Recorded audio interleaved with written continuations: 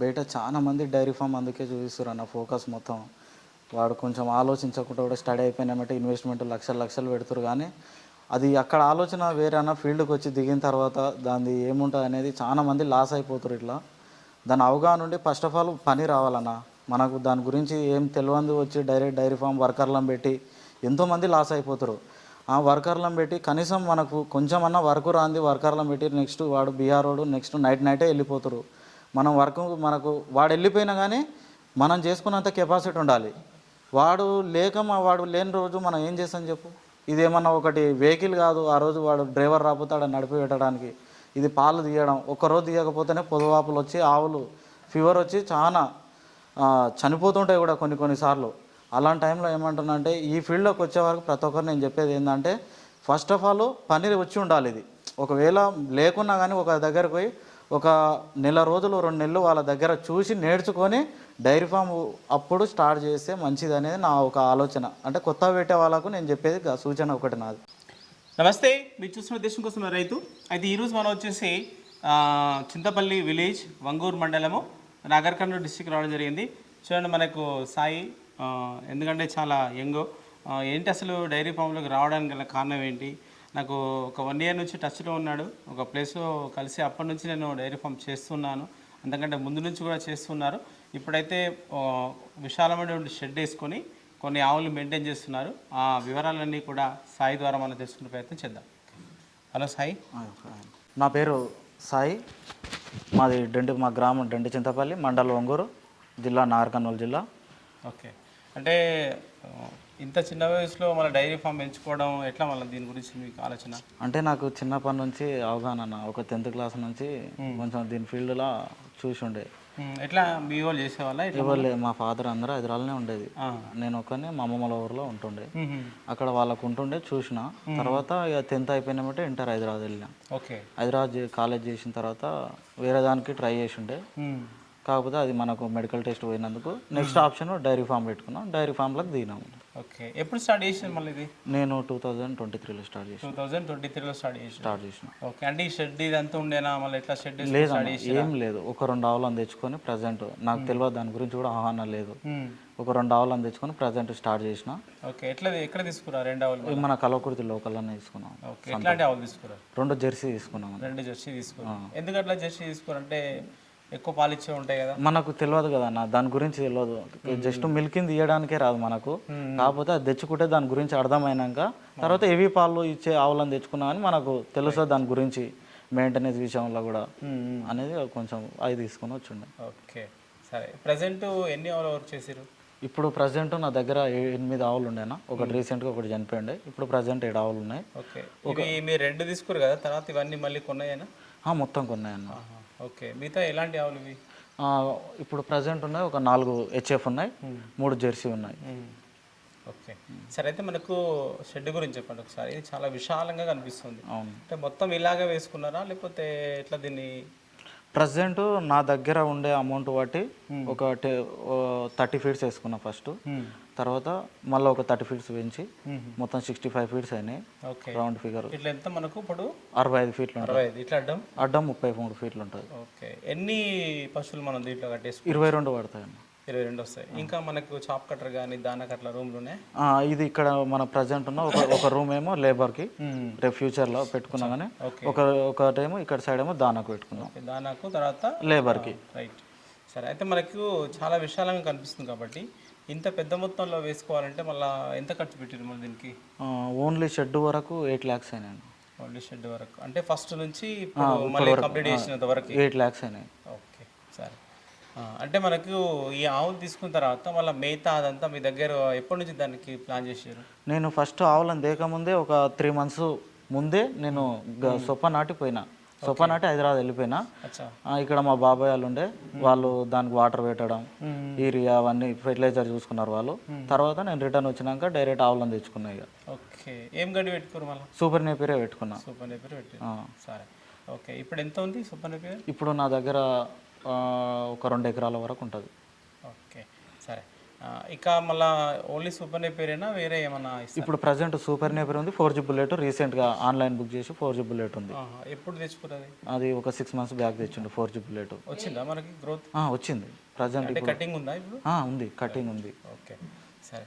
అయితే మనకి ఆవుల విషయంలో చూస్తుందంటే మీకు అంటే తక్కువనే అనుభవం కాబట్టి ఈ హెచ్ఎఫ్ ఆవులు ఇవన్నీ మళ్ళీ ఎక్కడ తీసుకురు పెద్దవి? ఒక రెండేమో మాల్ దగ్గర తీసుకున్నాము, ఇంకొకటేమో ఇక్కడ వాళ్ళు మహారాష్ట్ర నుంచి లోన్ మార్కెట్ తెచ్చినామంటే లోడ్ దిగినామంటే ఒకటి తీసుకుని ఇక్కడ కుట్ర దగ్గర. అంటే మనకు అమ్మే వాళ్ళు ఉంటారు, అమ్మే వాళ్ళు ఉంటారు, వాళ్ళ దగ్గర ఒకటి తీసుకున్నా. మాల్లోనేమో షెడ్లోనే తీసుకున్నా. ఒక 2 ఆవులేమో మా విలేజ్లో ఒక ఆయన తెచ్చి అమ్ముతుండే, ఆయన దగ్గర తీసుకున్నా. ఓకే, సరే. ఇప్పుడు హెచ్ఎఫ్ ఎంత పర్సెంట్ ఉన్నాయి ఆవులు మనకు? మిల్కింగ్ పర్సెంట్ అంటారు. అంటే మనకి దీంట్లో 100%, 80% అట్లుంటాయి హెచ్ఎఫ్. ప్యూర్ అంటారు కాకుండా మన దగ్గర ప్యూర్ ఉన్నాయి. 100% హెచ్ఎఫ్. ఓకే, ఎన్ని పాలు ఇస్తాయి మనకు? ఫర్ టైము 10 లీటర్స్ ఇస్తాయి. అంటే 10 లీటర్లు ఒక పూట 10 లీటర్లు ఇస్తాయి. ఓకే, సరే. ఇప్పుడు అన్ని పాలు ఇస్తాయి కదా, ఒక పూటకు 10 లీటర్లు ఇచ్చినప్పుడు మీరు ఎంత మేత పెడతారు, ఎంత దానా నేను ఒక 1 టైము ఒక 5 kgs దానా పెడతా. ఒక పూట 5 kgల దానా. ఏమేమి ఇస్తారు దాంట్లో?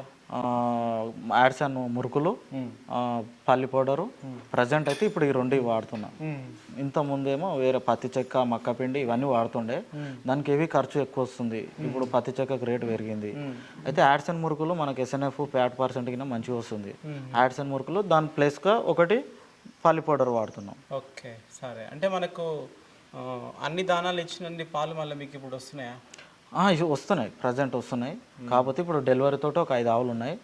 ఇంకొక 1 month బ్యాక్ అయితే మనకు కంప్లీట్గా అయిపోతే మనకు పాలు అనేది హెవీగా అయిపోతాయి. ఓకే, అంటే పల్లి పౌడర్ అన్నారు మీరు, అంటే ఇది ఎక్కడ తీసుకుంటారు మళ్ళీ మీరు? మేము ఒంగూరు దగ్గర తెచ్చుకుంటాము, ఒంగూరులో తెచ్చుకుంటాము. ఎంత బ్యాగ్, ఎంత కేజీ పడుతుంది? అది బ్యాగు 1100 పడుతుంది. 1100. ఓకే, ఇంకోటి ఏదన్నా యాడ్సన్ మురుకులు. అంటే ఇది మీరు పాలు అక్కడ పోస్తారు? పాలు అక్కడనే పోసాం, కంపెనీ వాళ్ళే ఇస్తారు. ఎంత బ్యాగ్ ఇస్తారు? అది 70 kgs ఉంటుంది, 1750 రూపాయలు అవుతుంది అది. ఓకే, అది ఎట్లా ఇస్తారు మళ్ళీ? ఈ దానా ఆ దానా ఎట్లా ఇస్తారు? రెండు మిక్సీ చేసి నానబెడతా.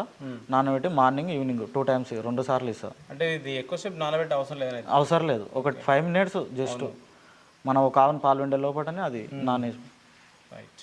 ఓకే, అంటే మీకు ఈ 2-3 సంవత్సరాల అనుభవంలో అంటే ఆవుల మెయింటెనెన్స్లో మీరు ఏం చూసారంటే వీటికి వచ్చేటువంటి ప్రాబ్లమ్స్ కానీ అట్లా ఏమేమి ఎదుర్కొన్నారు? అంటే మెయిన్గా దీంట్లోకి పెట్టాల్సింది దానా మనం ఉట్టినే పాలు వండుకోకపోతే టైం టు టైము క్రాసింగ్ చేయించడం.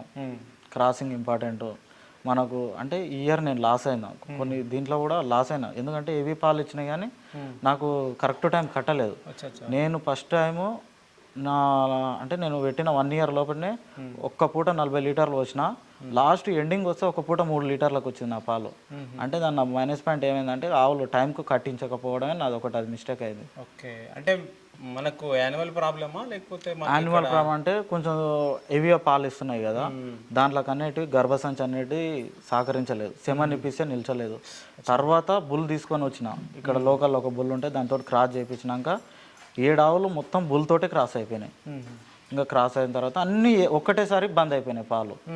అట్లా నాకు చాలా లాస్ అయిపోయినా. అంటే ఎట్లా డైరీ ఫామ్ అనే విషయంలో ఒక్కసారి ఒక 4-8 ఆవులు ఉన్నప్పుడు ఒకసారి 4 ఒకసారి 4 ఉంటే మనకు కొంచెం ప్లస్ పాయింట్ అవుతుంది. ప్రెసెంట్ ఎన్ని పాలు వస్తాయి మీకు? ఇప్పుడు పొద్దున సాయంత్రం కలిసి ఒక 35 లీటర్ దగ్గర పోతుంది. ఓకే, యాడ్సన్లోనే వస్తున్నాయి. ఎంత వస్తుంది ఇప్పుడు? ప్రజెంట్ రేటు వచ్చి 37 నుంచి 40 రూపాయల వరకు పడుతుంది.